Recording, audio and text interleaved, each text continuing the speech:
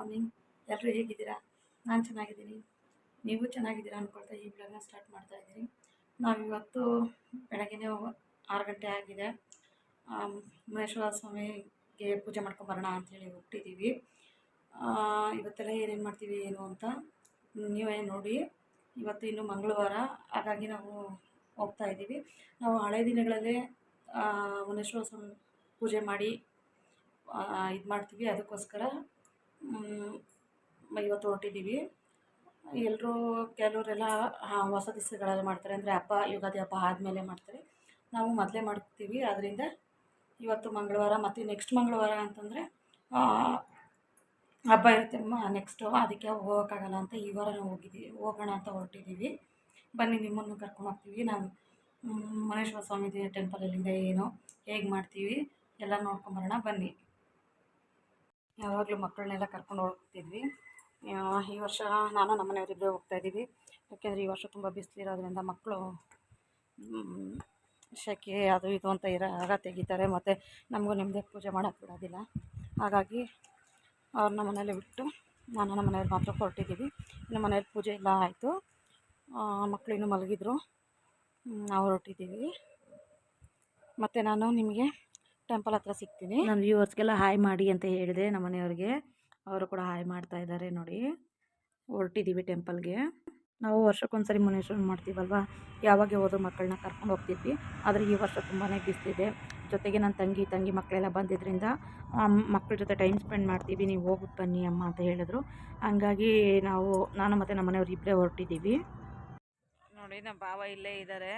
ನಾವು ಟೆಂಪಲ್ ಹತ್ರ ಬಂದ್ವಿ. ಟೆಂಪಲ್ ನೋಡಿ ಅಲ್ಲಿದೆ. ನಮ್ಮ ಅಕ್ಕ ಎಲ್ಲಿದ್ದಾರೆ ನೋಡಬೇಕು. ತಲೆಗೆನೆಲ್ಲ ಮಾಡ್ಕೊಂಡು ರೆಡಿ ಆಗಿದ್ದಾರೆ. ಅವ್ರು ಬೇಗ ಬಂದಿದ್ರು, ನಾವು ಅಲ್ಲಿಂದ ಬರೋಕ್ಕೆ ಲೇಟ್ ಆಯಿತು ಅಷ್ಟೇ. ತೋರಿಸ್ತೀನಿ ಬನ್ನಿಯೇ ಎಲ್ಲಿದ್ದಾರೆ ಅಂತ. ನಮ್ಮ ಅಕ್ಕ ಪೂಜೆಗೆ ತಳಗೆ ಅನ್ನ ಎಲ್ಲ ರೆಡಿ ಮಾಡಿ ಸೈಡಲ್ಲಿ ಇಟ್ಟಿದ್ದಾರೆ. ಇದು ಅವ್ರಿಗೆ ಮಾಡೋಕ್ಕೆ ಬರ್ತಾಯಿಲ್ಲ, ಒಲೆ ಉರಿತಾ ಇಲ್ಲ ಅನ್ನೋದಕ್ಕೋಸ್ಕರ ಇವರು ಮತ್ತು ನಮ್ಮ ಭಾವ ಸೇರಿ ಅವ್ರಿಗೆ ರೆಡಿ ಮಾಡಿಕೊಡ್ತಾ ಇದ್ದಾರೆ. ನಾನು ಬಂದಾಗ ನಮ್ಮ ಭಾವ ರೋಡಲ್ಲೇ ಇದ್ದರು. ಇನ್ನೂ ತುಂಬ ಲೇಟ್ ಆಗುತ್ತಾ ಹಿಂಗೆ ಅಂತ ಫೋನ್ ಮಾಡ್ತಾಯಿದ್ರು. ನಾವು ಬಂದಮೇಲೆ ಮಾತಾಡಿಸಿ ಅಲ್ಲಿಂದ ಕರ್ಕೊಂಬಂದರು. ನಮ್ಮ ಅಕ್ಕನಿಗೇನೋ ಬಂದಿರೋದೇ ಗೊತ್ತಿಲ್ಲ. ಅವರು ಒಲೆ ಉರಿಸೋದ್ರಲ್ಲಿ ಮತ್ತು ಅವ್ರಿಗೆ ತಳಗೆ ಅನ್ನ ಮಾಡಿಕೊಡೋದ್ರಲ್ಲಿ ಬ್ಯುಸಿ ಇದ್ದರು. ಮತ್ತು ನಾವೆಲ್ಲ ಮಾತಾಡಿ ಆಮೇಲೆ ದೇವಸ್ಥಾನದ ಕಡೆ ಹೊರಟಿದ್ವಿ. ದೇವಸ್ಥಾನದಲ್ಲಿ ತುಂಬ ರಶ್ ಇದ್ದರು. ನಾವು ಮಾಡ್ಕೊಂಡು ಹೋಗಿರೋ ತಳಗೆ ಅನ್ನನ ದೇವಸ್ಥಾನ ಹತ್ರ ಇಟ್ಟು ನಾವು ಲೈನ್ಗೆ ಹೋಗಿ ನಿಂತ್ಕೊಂಡ್ವಿ. ತುಂಬ ದೊಡ್ಡ ಲೈನ್ ಇತ್ತು. ದೇವಸ್ಥಾನ ಹತ್ರ ಕ್ಯೂ ನೋಡಿದ್ರೆ ದರ್ಶನಕ್ಕೆ ತುಂಬಾ ಇತ್ತು. ಆ ಕ್ಯೂವಲ್ಲಿ ಹೋಗಿ ನಾವು ದರ್ಶನ ಮಾಡಬೇಕು ಅಂದಿದ್ರೆ ಸಂಜೆ ಒಂದು 3 ಗಂಟೆ ಆಗ್ತಿತ್ತೋ ಏನೋ. ಆದರೆ ನಮ್ಮ ಭಾವ ಮೊದಲೇ ಲೈನಲ್ಲಿ ಇದ್ದು ಪಕ್ಕದಲ್ಲಿರೋರಿಗೆ ಹೇಳ್ಬಿಟ್ಟು ಹೊರಗಡೆ ಬಂದಿದ್ರಂತೆ. ಹಾಗಾಗಿ ದೇವಸ್ಥಾನ ನೋಡಿ ಆಗಲಿ ತುಂಬ ಜನ ಪೂಜೆ ಎಲ್ಲ ಮಾಡಿ ಎಡೆ ಎಲ್ಲ ಹಾಕಿ ಹೋಗಿದ್ದಾರೆ. ತುಂಬ ಅರ್ಧ ರೋಡ್ ಈ ಕಡೆನೇ ಬಂದ್ಬಿಟ್ಟಿದ್ದಾರೆ. ಅಲ್ಲಿ ರೋಡ್ ಇದೆ ದೇವಸ್ಥಾನ ಎದುರುಗಡೆನೇ ನೋಡಿ. ನಾವಿವಾಗ ಲೈನಿಗೆ ಎಲ್ಲಿದೆಯಪ್ಪ ಲೈನು ಅಂತ ನೋಡಿಕೊಂಡು ನಮ್ಮ ಅಕ್ಕ ಮುಂದೆ ಹೋಗ್ತಾಯಿದ್ದಾರೆ. ನಾನು ಕೂಡ ಅವರಿಂದ ಹೋಗ್ತಾ ಇದ್ದೀನಿ ನೋಡಿ. ಎಷ್ಟು ದೊಡ್ಡ ಕ್ಯೂ ಇದೆ. ನಮಗೆ ನಮ್ಮ ಭಾವ ಹೇಳಿರೋದು ಗೊತ್ತಿರಲಿಲ್ಲ. ನಾವು ಫುಲ್ಲು ಕ್ಯೂ ಎಲ್ಲಿದೆಯೋ ಲಾಸ್ಟ್ ಎಂಡಿಗೆ ಹೋಗಿ ನಿಂತ್ಕೊಂಡ್ವಿ. ಆಮೇಲೆ ನಮ್ಮ ಭಾವ ಫೋನ್ ಮಾಡಿ ಯಾಕಮ್ಮ ಎಲ್ಲಿದ್ದೀರಾ ಅಂತ ಕೇಳಿದ್ರು. ಹಿಂಗೆ ಲೈನಲ್ಲಿ ನಿಂತಿದ್ದೀವಿ ಅಂದ್ರಿ. ಎಲ್ಲಿದ್ದೀರಾ ಅಂದರೆ ಫುಲ್ ಲಾಸ್ಟಲ್ಲಿದ್ದೀವಿ ಅಂತಂದರು. ಅದಕ್ಕೆ ಅಷ್ಟು ಲಾಸ್ಟಲ್ಲಿ ಯಾಕೆ ಹೋಗಿ ನಿಂತಿದ್ದೀರಾ, ನಾನು ಇಲ್ಲಿ ನಿಂತಿದ್ದೀನಲ್ಲ ಬನ್ನಿರಿ ಅಂತ ಹೇಳಿ ಕರೆದ್ರು. ಹಾಗಾಗಿ ಮುಂದೆ ಹೋಗ್ಬಿಟ್ವಿ.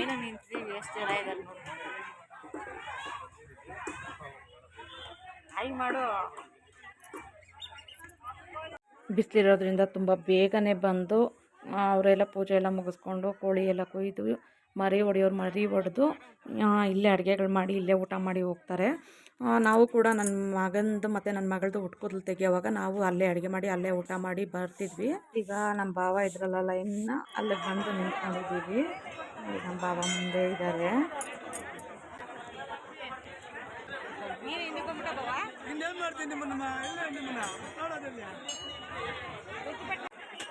ಇನ್ನು ದೇವರಿಗೆ ತುಂಬ ಚೆನ್ನಾಗಿ ಅಲಂಕಾರ ಎಲ್ಲ ಮಾಡಿದರು. ನಾವು ಕೂಡ ಪೂಜೆ ಎಲ್ಲ ಮಾಡ್ಕೊಂಡು ಮಂಗಳಕ್ಕೆಲ್ಲ ತೊಗೊಂಡು ಹೊರಗಡೆ ಬಂದ್ವಿ.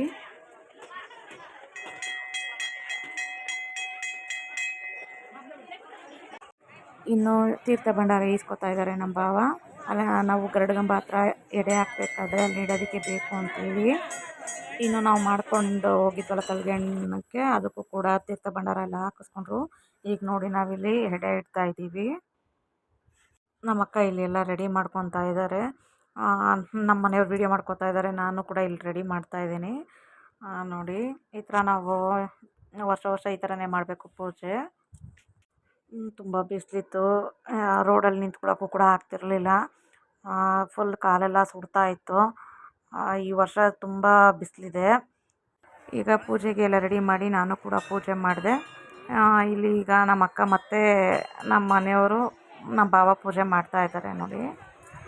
ಈ ಥರ ಪೂಜೆ ಎಲ್ಲ ಮಾಡಿ ನಾವು ಕೋಳಿ ಕೊಯ್ದು ಎಡೆ ಹಾಕಿ ಬರೋ ಅಂಥದ್ದು. ಕೋಳಿ ಎಲ್ಲ ಅಲ್ಲೇ ಕ್ಲೀನ್ ಮಾಡಿಸ್ಕೊಂಡು ನಾವು ಮನೇಲಿ ತಂದು ಮನೇಲಿ ಮಾಡ್ಕೊತೀವಿ. ಅಲ್ಲೇ ಮಾಡೋಕ್ಕೆ ಅಂದರೆ ಬಿಸಿಲಲ್ಲಿ ಆಗೋಲ್ಲ. ಯಾವಾಗಲೂ ಕೋಳಿನ ಕುಯ್ಕೊಂಬರೋದು. ಮರಿ ಹೊಡಿಯೋದು ಅಂದರೆ ನಾವು ಮಕ್ಕಳಿಗೆ ಹುಟ್ಕೋದ್ಲು ಹೋಗೋವಾಗ ಮಾತ್ರ ಮರಿ ಹೊಡಿತೀವಿ. ಇಲ್ಲಿ ಯಾರೋ ಅವ್ರು ಅರ್ಕೆ ಮಾಡ್ಕೊಂಡಿರೋ ಹತ್ರ ಇಲ್ಲ ಅವ್ರ ಪದ್ಧತಿ ಥರ ಅವರು ಕುರಿ ಜೋಡಿ ಕುರಿ ಹೊಡಿಯೋದಕ್ಕೆ ಅಂತೆಲ್ಲ ರೆಡಿ ಮಾಡ್ಕೊಂಡು ಪೂಜೆ ಎಲ್ಲ ಮಾಡ್ಕೊತಾ ಇದ್ದಾರೆ. ಅದೊಂದು ಕ್ಲಿಪ್ಪಿಂಗ್ ತೊಗೊಂಡೆ. ಅವರು ಪೂಜೆ ಎಲ್ಲ ಮುಗಿಸಿದ್ರು. ಈಗ ಕುರಿ ಒದರಲಿ ಅಂತ ವೆಯ್ಟ್ ಮಾಡ್ತಾಯಿದ್ದಾರೆ. ಯಾಕೋ ಪಾಪ ಅದು ಕುರಿನೇ ಒದರ್ತಾ ಇಲ್ಲ.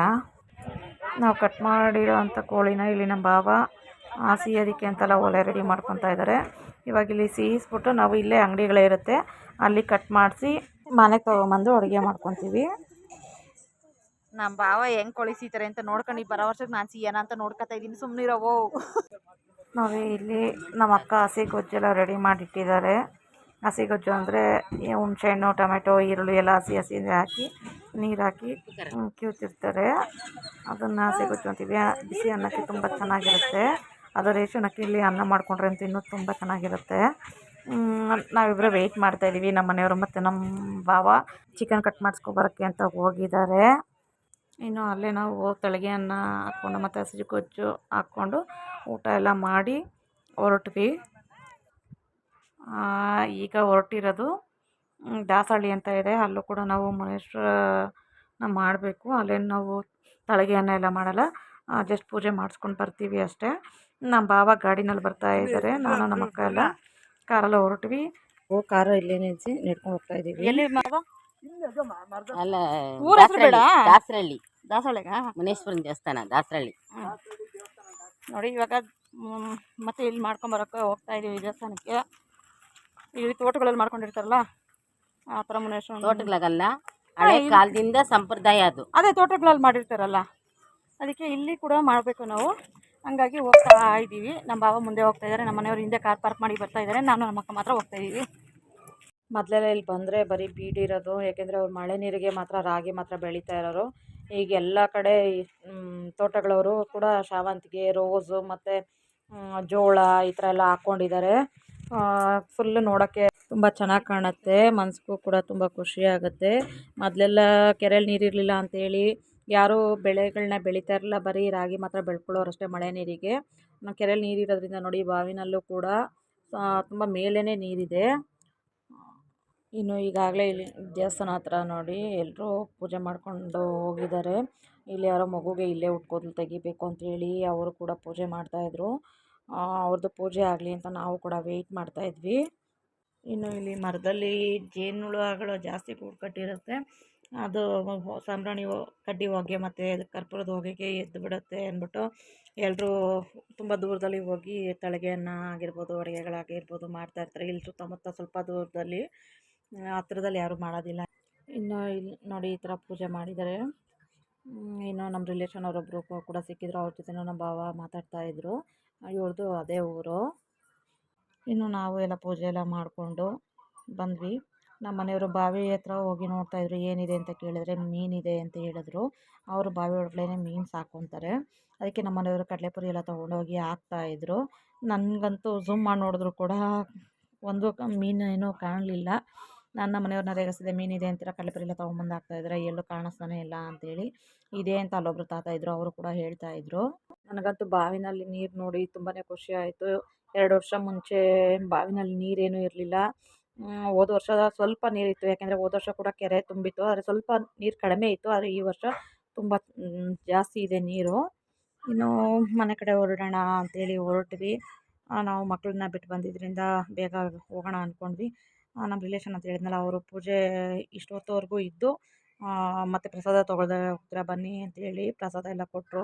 ನಾವು ಕೂಡ ತಿಂದು ಹೊರಡೋಣ ಅಂತ ಮುಂದೆ ಹೊರಟ್ವಿ. ನಮ್ಮನೆಯವರು ಶಾವಂತಿಗೆ ಹೂ ಚೆನ್ನಾಗಿದ್ದಿದ್ದೆಲ್ಲ ನೋಡಿ ಸರಿ ಮನೆಗೆ ಬೇಕಾಗುತ್ತೆ ಪೂಜೆಗೆ ಕಿತ್ಕೊಳ್ಳೋಣ ಅಂತ ಕಿತ್ಕೊಳ್ತಾ ಇದ್ದಾರೆ. ಇದು ಬೇರೆ ಯಾರ್ದು ಅಲ್ಲ, ನಮ್ಮ ರಿಲೇಟಿವ್ದೇ ತೋಟ. ಇನ್ನು ಈ ಸೈಡು ನಮ್ಮ ಭಾವ ನಮ್ಮ ಅಕ್ಕ ನಾನು ಕೂಡ ಹೂವನ್ನ ಕಿತ್ಕೋತಾ ಇದ್ದೀವಿ. ಹೂ ಎಲ್ಲ ಕಿತ್ಕೊಂಡು ಮನೆ ಕಡೆ ಹೊರಟ್ವಿ. ಸೊ ಈ ವ್ಲಾಗ್ನ ನಾನು ಇಲ್ಲೇ ಎಂಡ್ ಮಾಡ್ತಾ ಇದ್ದೀನಿ. ಈ ವಿಡಿಯೋ ಯಾರಿಗೆಲ್ಲ ಇಷ್ಟ ಆಗಿದೆ ಅವರೆಲ್ಲ ಲೈಕ್ ಮಾಡಿ, ಶೇರ್ ಮಾಡಿ, ಕಮೆಂಟ್ ಮಾಡಿ, ಹಾಗೆ ಸಬ್ಸ್ಕ್ರೈಬ್ ಮಾಡ್ಕೊಳ್ಳೋದನ್ನು ಮರಿಬೇಡಿ. ಯಾರೆಲ್ಲ ಇನ್ನೂ ವಿಡಿಯೋ ನೋಡ್ತಾ ಇದ್ದೀರಾ ಸಬ್ಸ್ಕ್ರೈಬ್ ಮಾಡ್ಕೊತಿಲ್ವೋ ಅವರೆಲ್ಲರೂ ಕೂಡ ಸಬ್ಸ್ಕ್ರೈಬ್ ಮಾಡ್ಕೊಳ್ಳಿ. Thank you.